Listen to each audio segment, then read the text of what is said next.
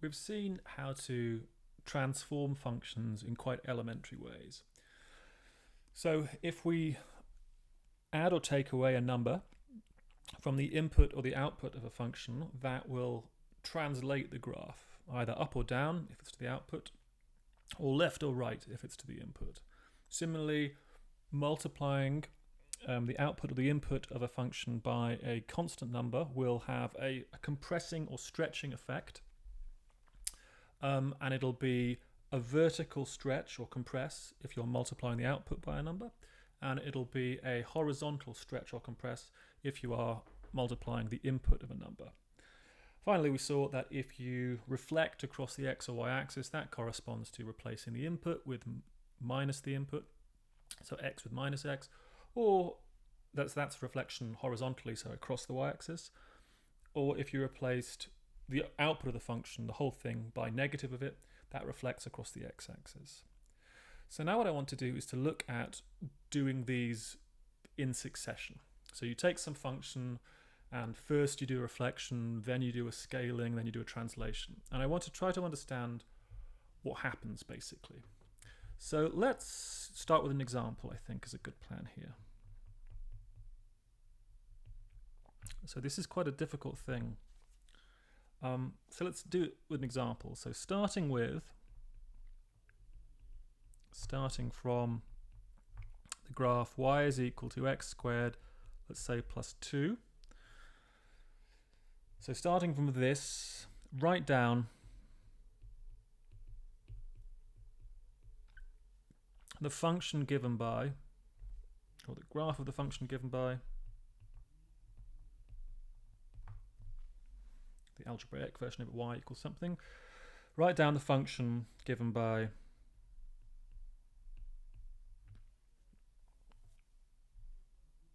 translation to the left by 1,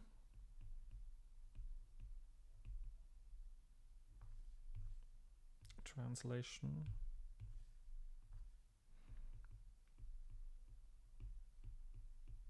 to the left by 1. Then let's do a horizontal compression by factor 2.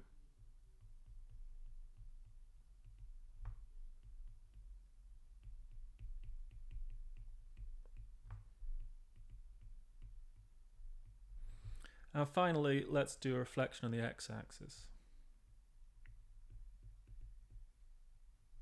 And finally, reflection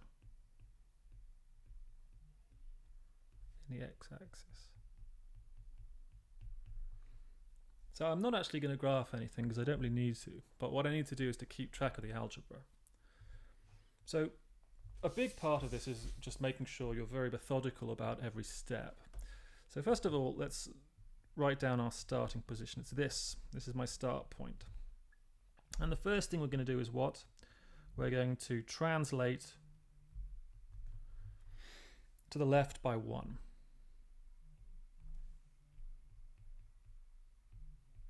So translate left by 1. Now what does that correspond to algebraically? It corresponds to replacing the input with the input plus 1. Remember, you're going to the left, right? So it's quite confusing. You might expect it's minus, but it's not. It's the other way around. So this would be x replaced with x plus 1. Okay, so what would that give us? It would give us the function y is equal to x plus 1 all squared plus 2. That's the first thing. Next, I'm going to be doing what? I'm going to do a horizontal compression by factor 2. Is that right? Yes. Horizontal compression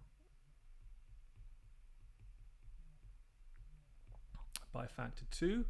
So that would correspond to x being replaced with 2x, wouldn't it, right? Doing a compression by factor 2 stretches it in, compresses it in. So if I was to write this down, I would end up with what? So this is where you've got to be careful. The x is being replaced. It's only the x. It's not x plus 1 multiplied by 2. It's just x multiplied by 2. So this would give you y is equal to 2x plus 1 squared plus 2. You've got to be very careful at that point. So next, what do we have? Well, reflection reflection in the x-axis. Is that what I've chosen to do? Yeah.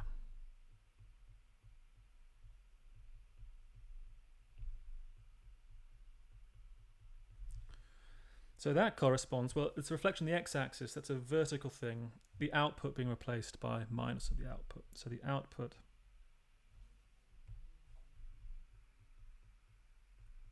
gets replaced with minus it.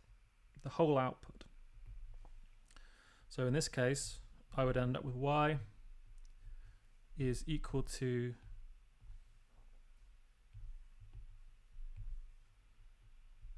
minus of this entire thing.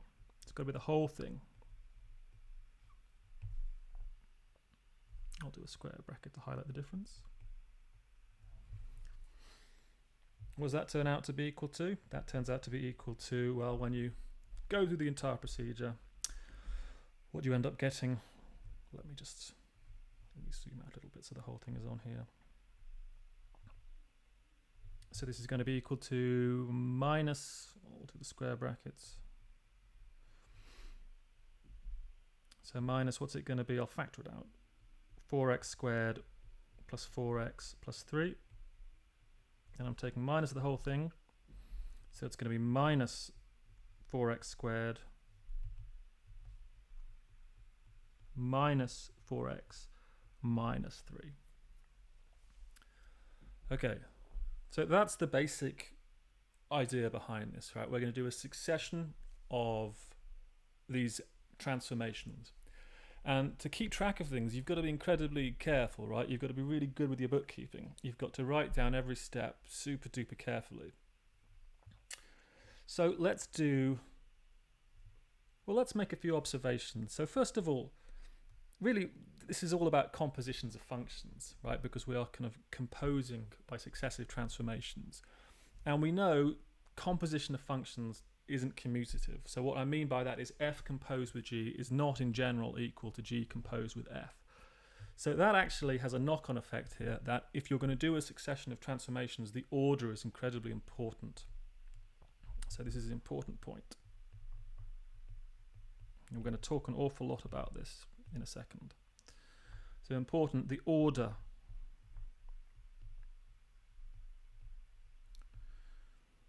The order in which you perform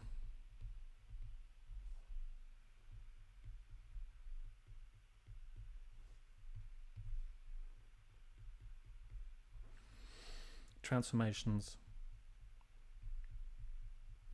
So if you're doing 2, for example, do 1 then 2, it typically matters. Doesn't always, but we'll see exactly the kind of situation where it matters. So this is kind of a manifestation of the fact that composition of functions isn't commutative, basically, right? If you're doing f composed with g, in general it's not equal to g composed with f. That makes sense, right? Because, well, here, these transformations are essentially compositions in some way. So I think we should do an example. And let's just do one that's fairly general and very visual, because I want to do one that kind of illustrates why definitely there are going to be problems with what we're doing here. So example. So the two transformations I'm going to do, let's do everything vertically, but let's do translation up by 1 and reflection in the x-axis. And I want to show you that it matters which one you do first and which one you do second. So I want to do it with kind of a picture. So let's have x and y. And let's just do a standard curve. Something like, I've drawn this one a lot, but let's do this guy. Okay, let's imagine this point is 1. So this is going to be my start point. Y is f of x. Okay, so let's go through this. So let's start off down this side with the translation up by 1. Let's do that.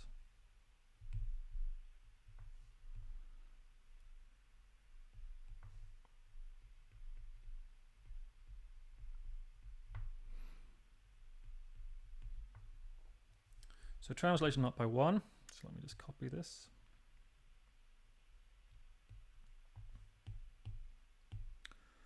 What would I get? Well, the whole thing would be just shifted up by 1. It would be pretty simple.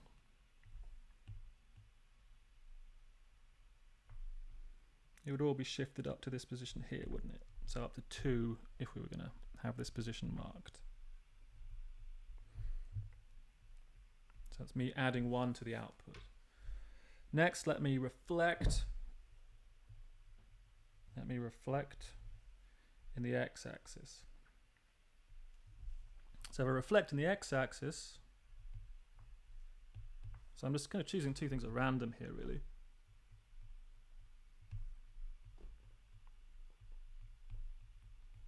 Reflection on the x-axis. Well, what'll that do?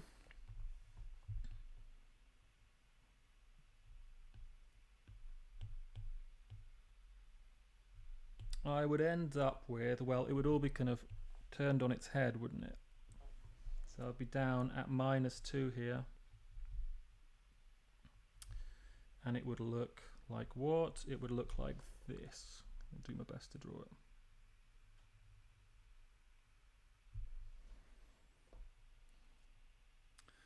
And this would be equal to, y is equal to what? Well, it's minus the entire output, as we talked about. So minus f of x plus 1. Oop, don't put that inside there. Which would come out to be equal to minus f of x minus 1. Be very careful there. That's not equal to just minusing this piece. You've got to minus the entire output. That's me doing translation up by 1 followed by reflection. Why don't we do it the other way around? Just see what happens. Let's try to keep track of things. So let's do reflection.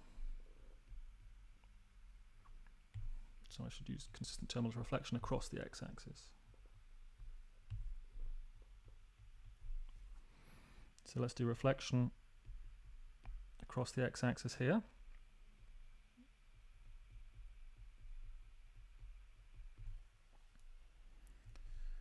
So what would this give? This would give, well, I don't really need to worry about the 2, but I'll just put it there. So this would give, where am I?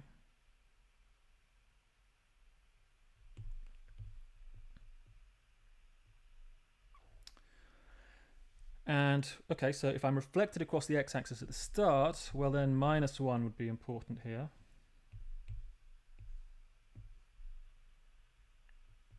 And it would look kind of like this, wouldn't it? That's what it would look like. All right, so now let's translate up by 1, see what happens.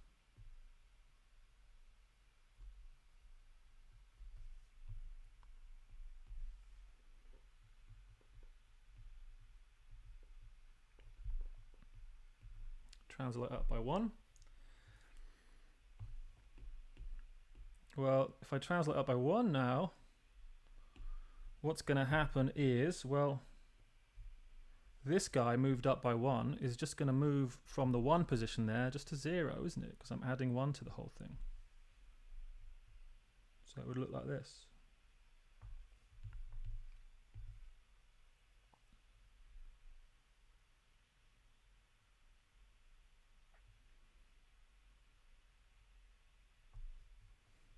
So it would look like this. That kind of thing. Everything's been moved up now to 0, basically. And I should have marked the graphs in, so the actual name. So this is going to be equal to y is equal to minus f of x. And now at this next stage, this is going to be equal to y is equal to, okay, so the output, that's just minus f of x, all plus 1. So that one's kind of simpler. There are no real pitfalls with this example. This way around, it's kind of quite straightforward.